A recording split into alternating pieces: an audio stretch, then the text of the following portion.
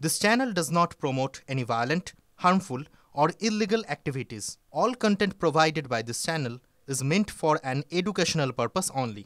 Top quality और consistent performance के लिए सिर्फ सिल्वर पंप्स नाम याद रखना।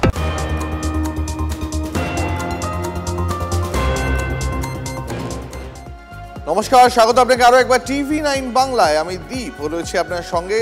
এখন শুরু করছি 11টায় 11। আর শুরুতেই আজ দিনের সবথেকে বড় খবরে নজর রাখবো। কমিশনের নির্দেশ রাজ্য মানেনি, মুখ্য সচিবকে তলব জাতীয় নির্বাচন কমিশনের। দিল্লি রওনা দিয়েছেন মুখ্য সচিব মনোজ পান্ত। খানিকক্ষণ আগেই সেই ছবি দেখিয়েছি আপনাদের। কলকাতা বিমানবন্দর থেকে উড়ে গিয়েছেন দিল্লির উদ্দেশ্যে। ভোটার তালিকায় কারচুপির অভিযোগ 4 জন অফিসারকে সাসপেন্ড করার নির্দেশ, পাশাপাশি এফআইআর দায়ের করার নির্দেশ দেয় নির্বাচন কমিশন। কিন্তু সেই নির্দেশ পালন করেনি রাজ্য। তাই আজ বিকেল 5টার মধ্যে জাতীয় নির্বাচন কমিশনের সামনে হাজিরার নির্দেশ দেওয়া হয়েছে মুখ্য সচিবকে। আরো বিস্তারিত এই বিষয়ে জানবো, আমাদের প্রতিনিধি দীক্ষা ভূঁইয়া রয়েছেন আমাদের সঙ্গে। দীক্ষা, মুখ্য সচিব তো রওনা দিলেন দিল্লির উদ্দেশ্যে, তিনি আজকে নির্বাচন কমিশনের সামনে হাজিরা দিচ্ছেন, কিন্তু এখনো পর্যন্ত যে অফিসারদের নির্বাচন কমিশন চিহ্নিত করে দেওয়া হচ্ছে তাদের বিরুদ্ধে কেন কোনো কড়া পদক্ষেপ নেওয়া হচ্ছে না? দেখো, যে চিঠিটা মুখ্য সচিব মনোজ পান্ত দিয়েছিলেন, অর্থাৎ 72 ঘন্টার যে রিমাইন্ডার লেটার ছিল জাতীয় নির্বাচন কমিশনের তরফ থেকে, সেখানে গত পরশুদিন 3টের সময় যে চিঠিটা মুখ্য সচিব মনোজ পান্তের তরফ থেকে জাতীয় নির্বাচন কমিশনের অফিসে গিয়েছে, সেখানে মূলত বলা হয়েছিল যে যাদের বিরুদ্ধে ব্যবস্থা নিতে বলা হয়েছে তারা নিচু তলায় কাজ করেন, অর্থাৎ বিভিন্ন জেলায় বিভিন্ন ম্যাজিস্ট্রেটের জেলা ম্যাজিস্ট্রেট শাসকদের আন্ডারে কাজ করেন, তাদের একাধিক কাজের চাপ রয়েছে, পাশাপাশি তাদের নির্বাচনের কাজ সামলাতে হয়, ফলে তাদের ওপর অনেকটাই চাপ রয়েছে।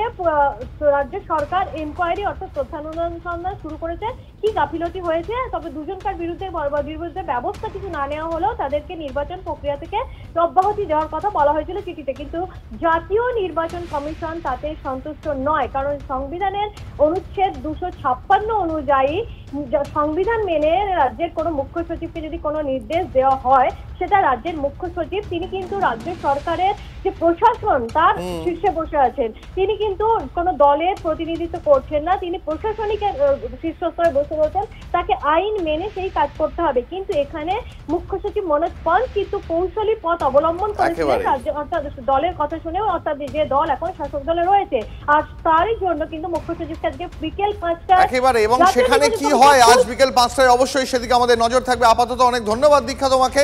বিরোধীরা তারা কি বলছে মুখ্য সচিবের তলবকে কেন্দ্র করে শোনাবো আপনাদের, পাশাপাশি শোনাবো শাসক দলের সাফাই।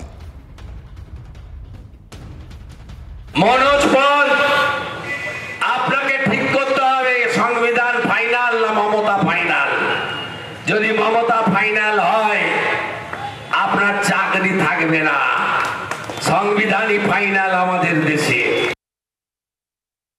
প্রশাসনিক আধিকারিকরা রাজনীতির নেতাদের দ্বারা যদি কথায় কথায় উদ্বোস করতে হয়, তাহলে প্রশাসনিক নিরপেক্ষতা বলে দেশে কিছু থাকে না।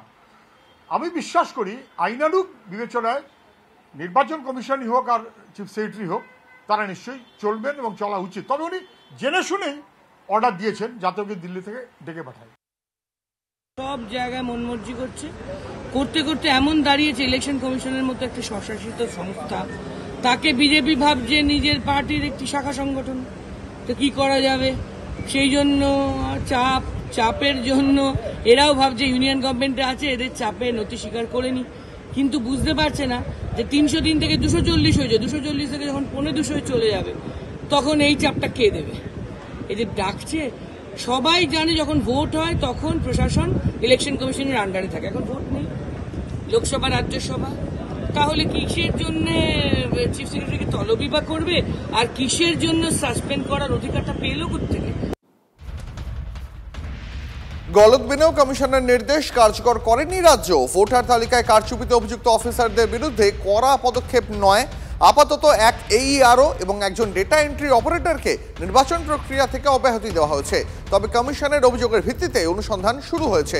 অনুসন্ধান শেষ হলে অ্যাকশন টেকেন রিপোর্ট পেশ করা হবে। নির্বাচন কমিশনকে চিঠি পাঠিয়ে একথা জানিয়েছেন মুখ্য সচিব। তবে প্রকারান্তরে গাফিলতির বিষয়টিও মেনে নিয়েছে রাজ্য।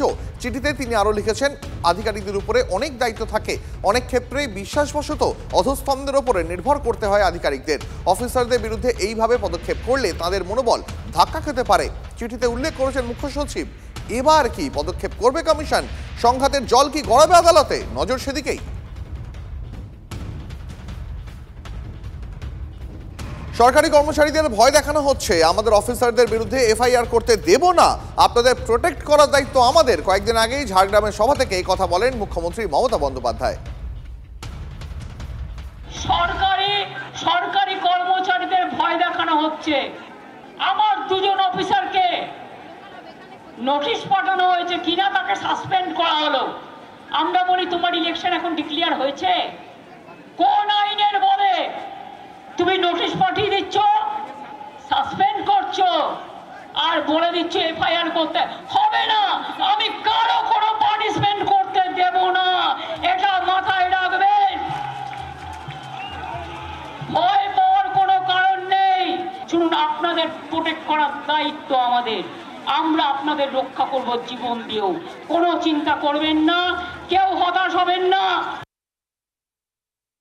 আমরা জহর সরকার তিনি এর প্রসঙ্গে কি জানিয়েছেন শোনাবো আপনাদের।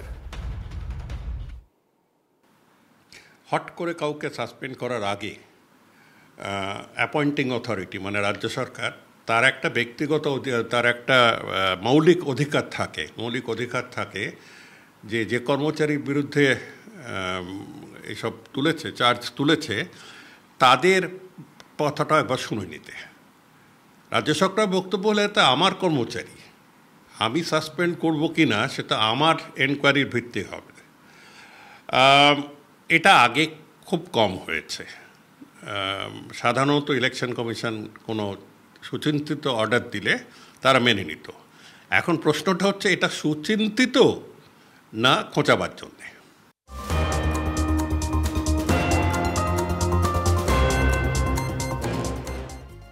আজ সুপ্রিম কোর্টে ফের এসআইআর মামলার শুনানি। আধার কার্ড নাগরিকত্বের প্রমাণে যথেষ্ট নয়, কমিশনের পাশে দাঁড়িয়ে বড় পর্যবেক্ষণ সুপ্রিম কোর্টের। আধার তথ্য যাচাইয়ের প্রয়োজন, গতকালই কথা বলে সুপ্রিম কোর্ট। বিহারের এসআইআর মামলায় আজ আবারও নজর সর্বোচ্চ আদালতে। বাতিল করা হতে পারে বিহারের এসআইআর আদৌ কমিশনের এখতিয়ারের মধ্যে পড়ে কি? গতকালই এই প্রশ্ন তোলেন মামলাকারীর আইনজীবী অভিষেক মানু সিংভি। 5 কোটি নাগরিকত্ব প্রশ্নের মুখে পড়লে আমরাও বসে আছি। গতকালই মামলার শুনানিতে একথা বলে সুপ্রিম কোর্ট।